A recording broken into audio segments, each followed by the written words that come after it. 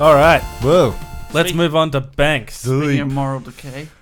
Now, Jam wants us to put some bikinis on. what's the tagline for CBA?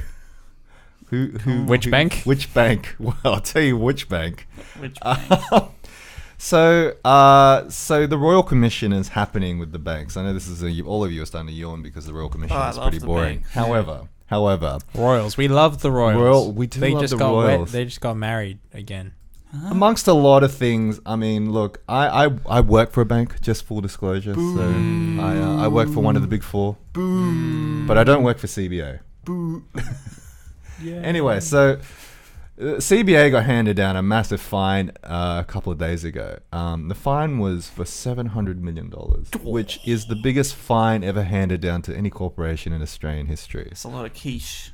And to just sort of help you understand what the second largest fine was prior to that, was $45 million. For a bank. But no, paid by TAB, yeah, Tab. to settle its money laundering case with Austrac in February last year. Wow. That's the biggest ever fine. That was the second largest. The biggest is now CBA.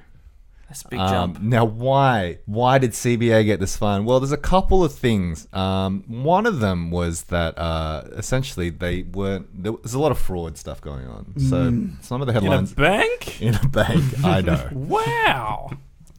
So there was they were having these things where, I hope I'm reading this right. So forgive me if I'm getting some of these facts wrong, but from what I understand, people were depositing like $10,000 deposits into like ATMs or whatever it was, and that wasn't getting reported. Ooh. And some of the stuff that was getting deposited into the ATMs was getting used to like launder like dirty money, Criminal. so criminal Yeah. activity.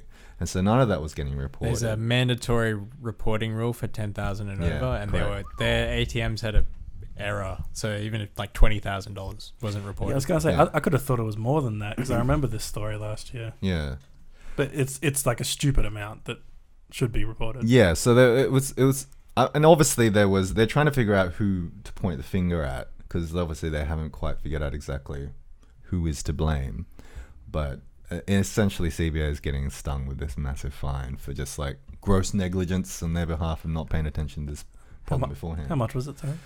$700 million. Million. Big one. Is that a That's lot, a lot in of the money. scheme of things? I'll just read For it. them, not for everyone. I don't know about for them. Well, I don't know. Like, okay, so there was another incident where HSBC was handed down a major fine for something similar, where they were laundering a whole bunch of like money for like drug dealers and stuff. You're making it sound like they're doing it, but it's more they have a loophole that people are using, right?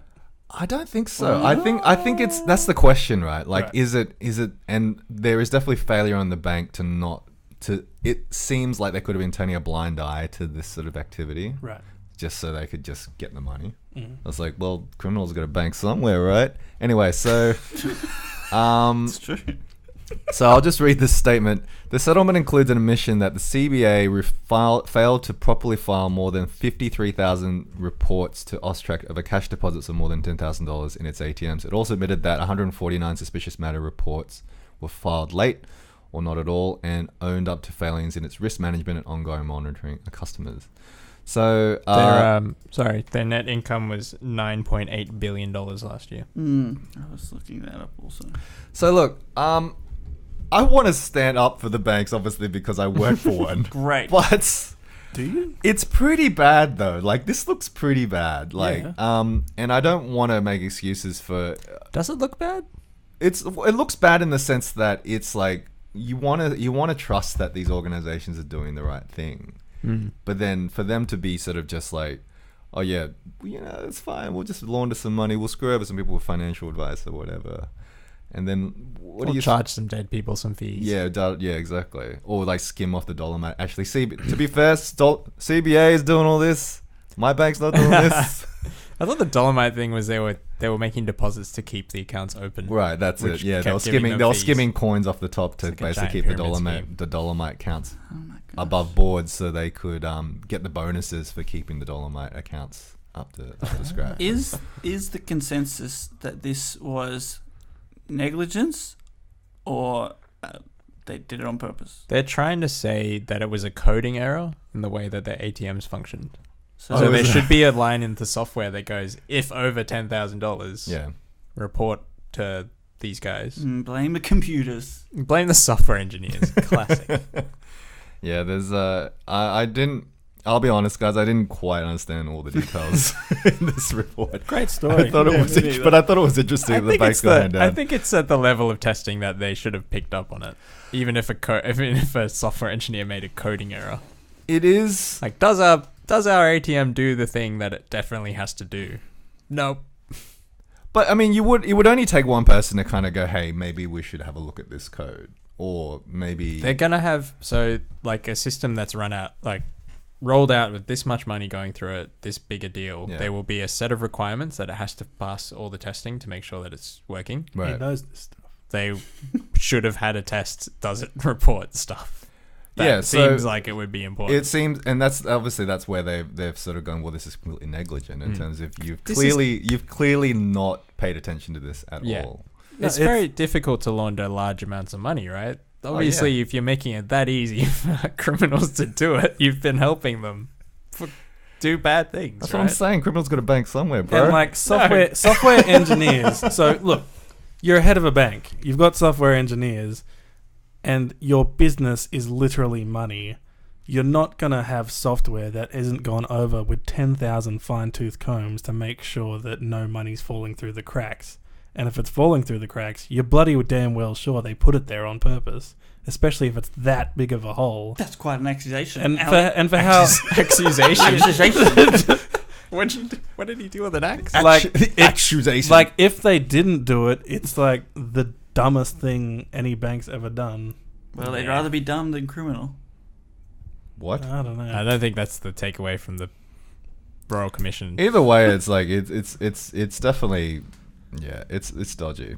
But the report I saw on it was it's a bit of a win-win for the bank and for us. Their share price went up 2% So when it happened. Sorry, I just want to go back and say that some people were saying that the $700 million fine that they got is fairly light compared to what HSBC got done over, which was $1.9 billion. Yeah. So- they were literally funding terrorists, though, and Iran. Oh, is that right? Yeah, it was pretty bad. Right. Well, fair enough. Like Iran with the sanctions and everything, and they were helping them do some banking on the side. It was yay. not. It was not great. Nice. But yeah, 700 million is nothing to them. It's not nothing. It's less bonuses.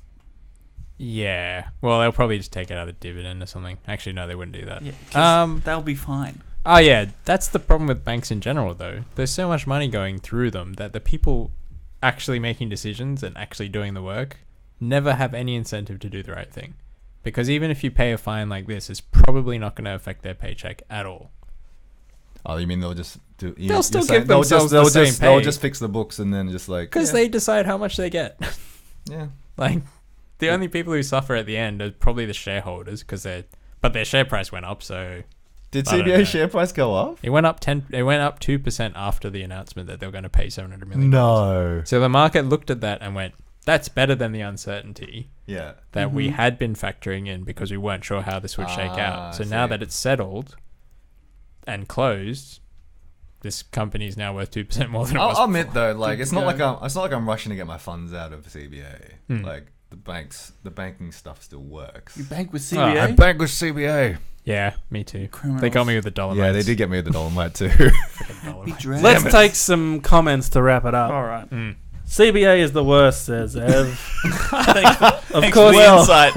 of course, they are Ev, blaming you've it on been- the software. Jess Valentine says, "I want my 10 cents back." I'm not sure what that refers to.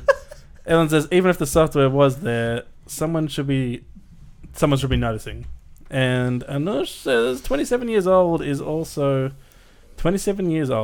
is also pissed right now thanks to Tempranillo. Does anyone get that? What's she say? It's a type of wine. No, you She's need pissed to. on wine. Right. You need to sort your life out. And Of stuff. course, Chris knows the one thing. I think after